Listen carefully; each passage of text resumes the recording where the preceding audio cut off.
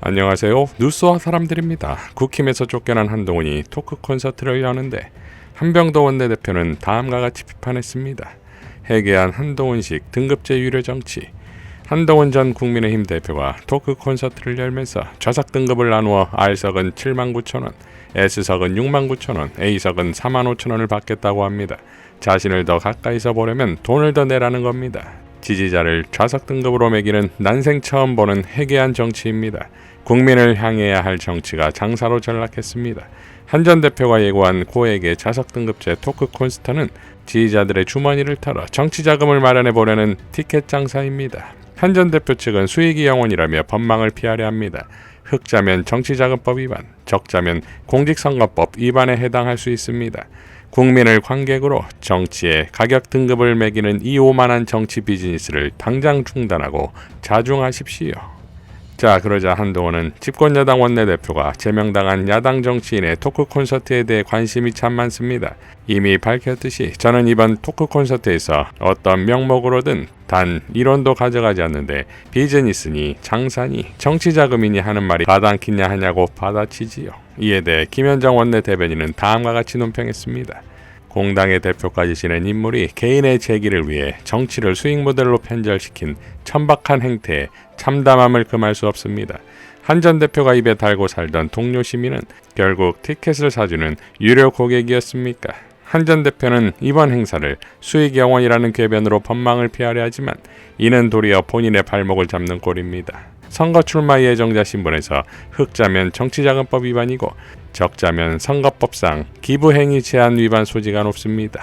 자, 지지자를 금액별로 등급을 나누냐는 비판에 대해 나는 1원도 안 받는다는 답변을 내놓는 것 자체가 딱 한동훈다운 답변이 아니겠습니까? 이런 한동훈과 별반 다를 게 없는 자가 또 한 명 있으니 바로 오세훈이지요. 오세훈이는 종묘 때문에 세운지구 개발을 반대하는 정부가 노원구 태릉골프장에 주택 공급을 추진하는 것을 지적하는데 이에 대해 박주민 의원은 태릉이든 세운이든 원칙대로 상식대로 하면 그만입니다. 정부는 이미 세계문화유산 평가 원칙에 맞춰 태릉시시 주택 공급 방안을 마련하겠다고 약속했습니다. 세운 4구역도 똑같이 그 원칙을 적용하면 될 일입니다. 정부를 공격할 때만 꺼내는 정치적 무기가 아니라 서울의 역사와 미래를 지키는 최소한의 안전장치입니다. 태릉시시에서 평가를 요구하면서 세운 4구역에서는 피하려 드는 서울시의 이중잣들을 지금 당장 멈춰야 합니다. 정원호 구청장은 여전히 오세훈 시장님께서는 유네스코 세계유산 영향평가의 핵심도 디테일도 놓치고 계신 것 같습니다. 우선 원칙은 간단합니다. 세계문화유산 근처의 개발은 세계유산 영향평가를 받고 그 결과에 맞춰 조정에 추진하면 된다는 겁니다. 이 원칙은 종묘 앞 세운 4구역이든 태릉시시든 같습니다. 세계유산 영향평가를 받아 국제적 기준에 부합하는 높이와 밀도를 합의하여 진행하면 될 일입니다. 그래서 태릉시시의 경우 정부는 이미 세계문화유산인 태릉과 강릉 인접성을 감안해 세계유산 영향평가를 받겠다는 취지로 설명해왔습니다. 반면 세운 4구역은 유네스코가 세계유산 영향평가를 요구한 사안임에도 서울시는 이를 거부하고 있습니다. 더 답답한 건 공급이 중요하다고 하시면서 정작 공급이 성과를 내야 할 국면에 정부와 엇박자를 내고 있다는 점입니다. 지금 필요한 건 정부의 공급 정책에 발맞춰 차질 없이 이를 추진하는 일입니다. 의도적이시든 단순히 잘 몰라서 말씀하시는 것이든 자꾸 맥락과 디테일이 틀린 이야기를 반복하시면 갈등만 깊어지고 사업은 사업대로 공회전할 뿐입니다. 이로 인해 불평과 손해는 고스란히 시민의 몫이 될 뿐이라는 점을 좀 생각해 주셨으면 합니다.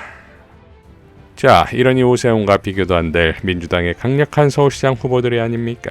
유시민 작가는 박주민 의원과의 대담에서 이런 발언을 했지요. 하여튼 난 그래서 이번에 박주민 의원하고 정원호 구청장하고 경선을 아주 재미있게 하지 않을까? 그렇게 보고 있어요, 서울 시민으로서. 그러니까 서울시장이라는 거는 의사결정하는 사람이잖아요. 그러니까 네. 서울시장의 일은 뭐냐? 하려고 하는 일이 무엇인지 확정하고 그 일과 관련해서 여러 대안이 있을 때 그 중에 하나를 선택하는 의사결정을 하고 그 다음에 이 대안을 선택했으면 그것을 현실에서 실현해낼 때 필요한 방법을 찾는 거고 그 방법이 여러 개 있으면 그 중에 어떤 방법을 찾느냐를 결정하는 거예요. 그러니까 사실 서울시장의 일은 대부분 의사결정과 관련돼요. 그러니까 의사결정을 잘할 수 있으면 그 일 잘할 사람이에요. 그러니까 의사결정을 잘하려면 두 가지 조건이 필요해요. 첫 번째는 사익이 아니라 정말 공적인 의사결정을 할 수 있는, 늘 그러니까 선공후사라고 우리가 보통 말하는 공적인 마인드. 이게 이제 일단 기본적으로 필요 조건이고, 두 번째 똑똑해야 돼요. 이게 의사결정이잖아요. 의사결정을 하려면 합리적인 의사결정을 해야 돼요. 어떤 것이 더 효용이 크고 손실이 적은지 이런 걸 판단하는 거는 거의 전적으로 기술적인 거예요. 그게 뉴트럴 한 거라고, 정치적으로는. 네. 기술 관료적인 거예요, 그런 게. 그러니까 정치인으로서의 지향, 자세, 이런 것들을 공적인 마인드라고 우리가 필요 조건으로 친다면, 충분 조건은 기술 합리성, 소위 기술 관료로서의 능력, 이런 것들 두 번째, 이 두 개가 되면 필요 충분 조건이 충족되는 거예요. 그 두 개 있으면 다 돼요. 듣고, 이게 제일 낫네. 뭐, 완벽한 대안은 어차피 현실에 없는 거니까, 우리가 생각할 수 있는 모든 대안들 중에서 어떤 게 제일 낫지? 그거를 선택하는 게 시장의 제일 중요한 일이잖아요. 그러니까 뭐 국기양대 세우고 싶고, 무슨 대관람차 만들고 싶고, 이런 거는 사실 뭐 의사결정 할 것도 없어요. 그냥 돈 집어넣으면 되는 거잖아, 전부 다. 맞아요. 그게 무슨 의사결정이 필요해요? 아니, 나는 예측했어요. 그 정원호 구청장이 굉장히 부상될 거라는 거를, 서울시장 후보로. 벌써 한참 전부터 저는 전화할 때 말씀하셨죠. 네, 그 박주민 의원하고 정원호 구청장이 제일 세겠는 걸. 그리고 이제 정원호 구청장이 이렇게 대통령이 시장 출신이기 때문에, 시장 도지사 출신이어서 그 만족도가 높으면 높을수록 또 행정가 출신의 후보를 선호하는 그런 흐름이 생길 수 있어. 그래서 사실 그 흐름에서 보면 박주민 의원이 조금 불리할 것 같아. 라고 내가 벌써 한 몇 달 전에 혼자 생각했어요. 네. 그 민주당 당원들이 되게 행복한 고민을 한다고 그랬잖아요. 마음에 들든 안 들든 이길 사람을 해야 돼. 이렇게 선택을 하려고 하면 서로 싸우게 돼요. 네. 사실 누가 이길지 누가 못 이길지 어떻게 미리 알아? 그러니까 별로 피차 근거 없이 뭐 이런저런 여론조사 가지고 막 그냥 감정적으로 싸우게 돼요.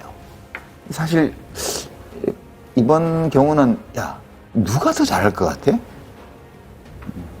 이렇게 논의를 시작하면 되게 당원들끼리 이렇게 척질 일도 별로 없어요, 사실은. 그래서 나는 이렇게 그 성장 과정이 다른 후보들이 조금씩 공통점도 많지만 조금씩 다른 어떤 공약을 가지고 이렇게 부딪히면서 선거를 하는 게 한 번도 못 봐가지고 재밌을 것 같아요.